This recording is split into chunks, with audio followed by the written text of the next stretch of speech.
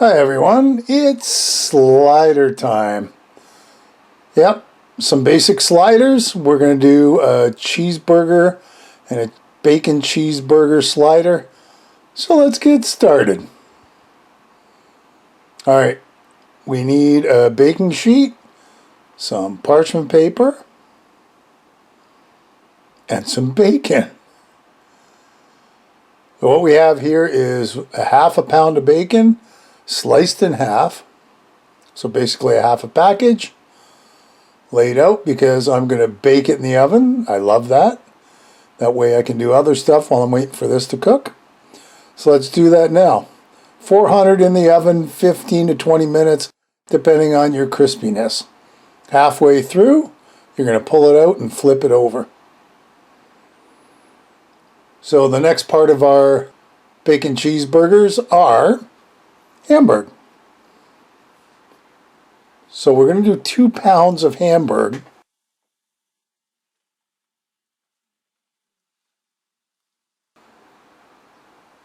Medium to medium high heat. And I'd like it as crumbly as possible, so I'm just going to keep working it while I'm cooking until we get it down on a nice crumbly ground beef.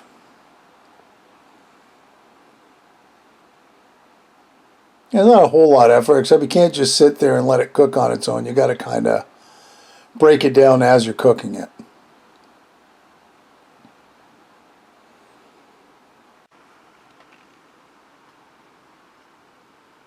So we're getting close at this point. We'll throw some spices in.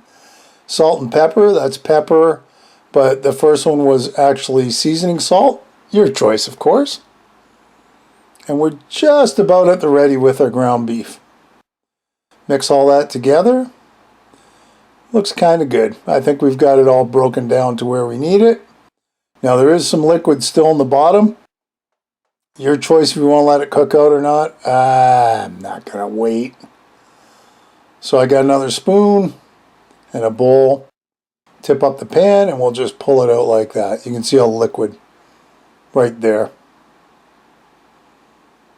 There. All done. Put that aside. There's 2 pounds of nice cooked ground. Our bacon's out. We got to flip it around. Like I said, this is the halfway point. Just so it cooks evenly. I mean, you don't have to, but it doesn't cook as well in the bottom if you don't. Back in the oven for another 5 to 10 minutes. And let's go get some other stuff done. I had some leftover onion pieces. That's what we're going to chop up. And you want a real fine chop. I guess you don't have to have a fine chop, but I do. And this is about, I'm going to say around a cup of finely diced onions. Pretty close. It's your call on how much you want. It's your sliders. And don't forget I'm making 24, so you can half all this if you're only going to do a dozen. And a dozen's good for 3 or 4 people.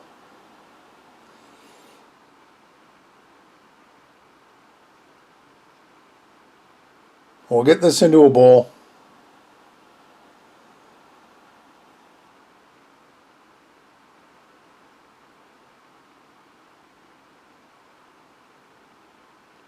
And on to the next step. Our bacon's out. It's looking good. It's not super crispy, but I think it's crispy enough. I just want to check it. It's just past bendy bacon. This will do for me. Here are our slider buns. They're Hawaiian rolls, but just regular dinner rolls will do just as good. Now the fun part is cutting them because they don't come pre-sliced. Oh no. First world problems. So I've broken them into 6 because, the first time I tried making sliders, I tried to slice the whole package, and unless you're really good, you end up with them all squished up. Well, we're going to make our sliders on this tray, but I've got to cut the rolls. So the pan's ready to go at this point. Here's our rolls, and I've got a 6-pack, which I wasn't sure of, so I decided, I really don't like squished up dinner rolls or any kind of bread or buns. So we'll do them 3 at a time, and I'll carefully slice them. And, by and large, this works. If you don't mind a little extra effort without trying to be super fancy, just do them like that. In the end, I was going to break them all up anyway. So this is only temporary. They're not all going to hold together because I hate fighting with them when they're done.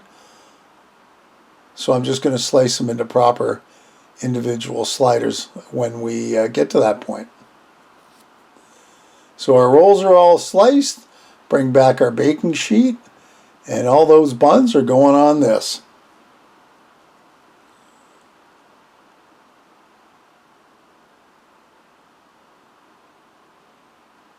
It almost fit. So I put the last couple rows at the top. So there's our 24 dinner roll bottoms. Now the last thing we got to do before we get going is get that bacon fixed up. I had to try one just to make sure.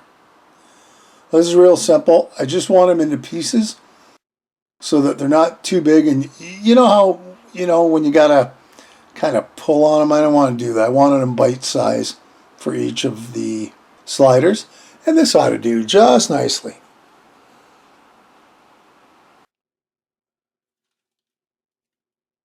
Drain the grease because you got to save that. Here's our hamburger. Give it a flip around. It's been sitting a little while, but it's okay.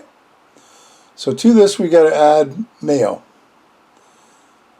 Now I could have grabbed a can of cream mushroom soup because my friends always ask me about the cream mushroom. They love it so much.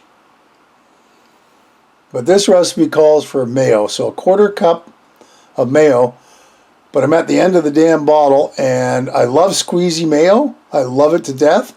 But at the very end, you can never get the stuff out of the bottle. It is a pain. So that's what I'm attempting to do here because I hate all that waste. I wish there was some way you could snap off the top and just get a spatula to clean it all out. They haven't invented that yet.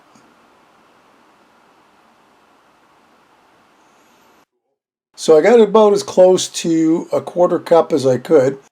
Now we've got to mix it all together somehow. Oh, wait, I got to drop the spoon too while I'm at it. So we get the spoon, give her a rinse off. Now we're going to try mixing it. I think I'm going to use the fork. And you want to make sure that it combines with everything.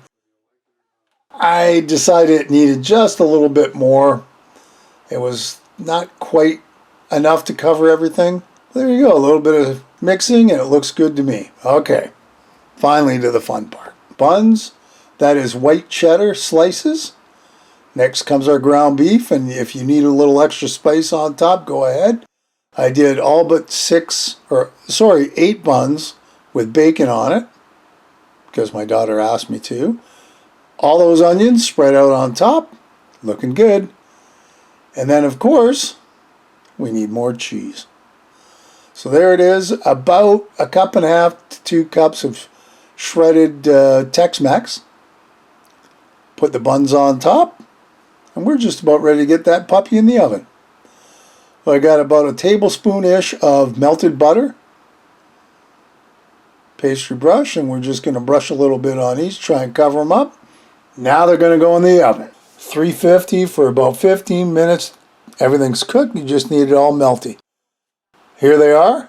They smell good. I wish I had YouTube smell-o-vision, but we don't. We'll grab a piece. Look at that. That is yummy. We'll grab a second one for a photo op. And as soon as I photo op it, we're going to give it a try. That looks fantastic. We'll do a close-up there. It's time to eat. Because you're going to eat at least 2, 3, or 4. So figure 4 per person. And these are good. Hey, another great recipe. I hope you'll give it a try. Leave me a comment below, one way or the other. Listen, if you haven't subscribed, hit the subscribe button. and hit the bell because that'll tell you the next time I upload a video. Feel free to share this and any of my other videos. And thanks for stopping by and watching. We'll see you next time. Bye-bye.